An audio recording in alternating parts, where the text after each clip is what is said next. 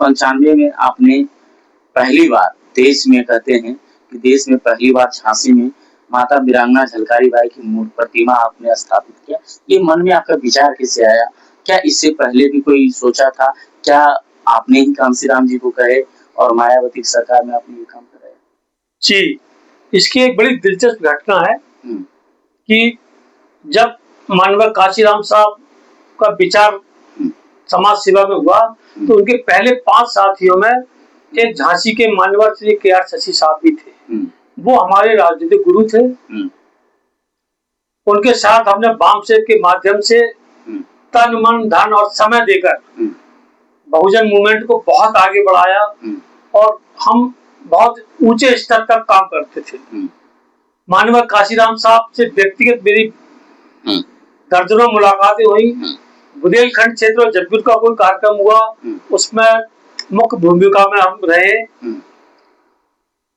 सौभाग्य से 4 महीने के लिए सबसे पहली सरकार हमारी 1995 में मायावती जी के मुख्यमंत्री काल में बनी। हमने माननीय कांशीराम साहब का आदेश था कि अपने बहुजन समाज के महापुरुषों वीर वीरांगना गुरुओं का जो इतिहास दबा दिया गया है उसको उजागर करना है और हर क्षेत्र के वीर वीरांगनाओं महापुरुषों गुरुओं को प्रमोट करना है। उसी में हम लोग वीरांगना झलकारी बाई के ऊपर बहुत काम कर रहे थे, बहुत लंबे समय से काम कर रहे थे, लेकिन उस तरह की सफलता नहीं मिल रही थी कि जिससे पूरे भारत में उनका नाम हो सके। इसी बीच जब मायावती जी की पहली 4 महीने की सरकार बनी तो हम माननीय कांशीराम साहब बहुत नजदीक थे। हमने जाते ही उनसे अनुरोध किया, उन्होंने एक ही बार में हमारी बात को बड़े सहज स्वीकार किया और प्रोटोकॉल लगा दिया कि हम और मायावती झांसी आएंगे, उसके पहले वहां वीरांगना झलकारी बाई की मूर्ति और पार्क बन जाना चाहिए, हम लोग जाकर उद्घाटन करेंगे। अच्छा, हमारा सौभाग्य है कि झांसी के जिलाधिकारी हमारे साथ मिलकर तुरंत हमारे बताए हुए स्थान पर जहां वीरांगना झलकारी बाई ने वास्तविक अंग्रेजों के साथ आमने सामने का युद्ध लड़ा और वीरगति पाई, उसी स्थान पर हमने वीरांगना झलकारी बाई का पार्क बनवाया और इस सरकारी अड़चन के कारण मूर्ति का खर्च सरकार देने को तैयार नहीं थी।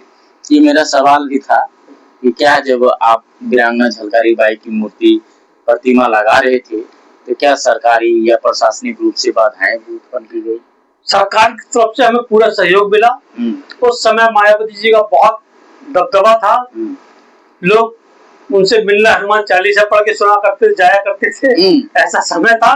तो शासन प्रशासन से हमें पूरा सहयोग मिला, लेकिन कोई नीति थी कि मूर्ति उस टाइम सरकार की ओर से नहीं लगाई जा रही थी। अच्छा, तो हमने समाज से लोगों से सरकार की ओर से नहीं लगाया ना, कारण कोई नीति नहीं थी और कोई बजट नहीं था उस समय। अच्छा। और 10 दिन के अंदर हमें तो फिर मूर्ति स्थापित करना, वो मूर्ति लगा कैसे? फिर हमें हमारे केआर साहब ने आदेश किया कि किसी भी स्थिति में ये मौका हमको चूकना नहीं है और मूर्ति की व्यवस्था के लिए पैसा करो। तो हम उस समय बहुत जोश खरोश में युवा थे। हम 4 व्यक्ति, मैं कैलाश गौतम, श्री ब्रिजलाल जी, श्री ओम प्रकाश जी और श्री हरिराम दसारिया जी, हम लोग टूटे फूटे स्कूटर थे और एक मिट्टी गाड़ी थी। तो हमने रात दिन हफ्ते भर वो गाड़ियां घुमाई और 27,000 रुपए इकट्ठे कर पाए, जबकि हमें लगभग 70,000 रुपए की आवश्यकता थी। अच्छा।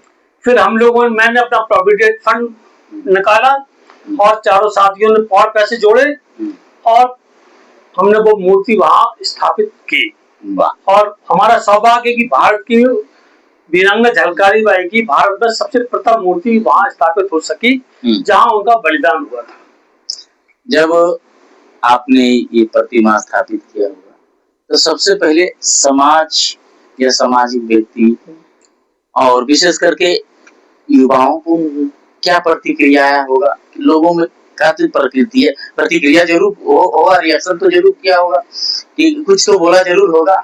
जब तक हमारी वीरांगना झलकारी बाई की मूर्ति स्थापित नहीं हो गई और माननीय मुख्यमंत्री श्रीमती मायावती जी द्वारा उद्घाटन नहीं हुआ तब तक हमारे हास्य के पात्र थे हम लोग। अच्छा, समाज में लोग कुछ लोग हंस रहे थे, अन्य जातियों के लोग तो बहुत हमें पागल समझ रहे थे कि ऐसा तुम लोग कर ही नहीं सकते हो, और हमें समाज से भी आर्थिक सहयोग बहुत कम मिल रहा था। लेकिन जैसे ही मूर्ति लगी, उद्घाटन हुआ, समाज के लोगों ने बढ़ चढ़ के हमें धन दिया, और हम लोगों ने जो अपना अधिक पैसा लगाया था वो हमने अपना वापस लिया, प्रोविडेंट फंड का जो हमारा लग गया था। लेकिन मूर्ति स्थापित हो, फिर युवाओं में बड़ा जोश आया, और वीरांगना झलकारी बाई का नाम पूरे देश में एक दिन में ही, जब मायावती जी ने उद्घाटन किया और रेडियो और टेलीविजन में ये समाचार आया, तो पूरे देश में वीरांगना झलकारी बाई का नाम लोगों ने जाना। तो जनरल कास्ट के लोगों ने, विशेषकर ब्राह्मण समाज के लोगों ने इसका विरोध भी किया कि आपने वीरांगना झलकारी बाई के आगे कोरी क्यों लगाया, ये जात पर क्यों बांधा।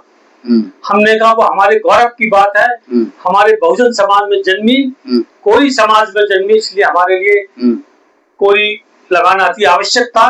तो कोई जाति है, हमारे गौरव है। आप लोग भी हर महापुरुष के आगे पंडित लगाते हैं, जब कोई ऑब्जेक्शन आपके दिमाग में नहीं आता। तो कोरी शब्द लगाने में भी हमें विरोध का सामना करना पड़ा था।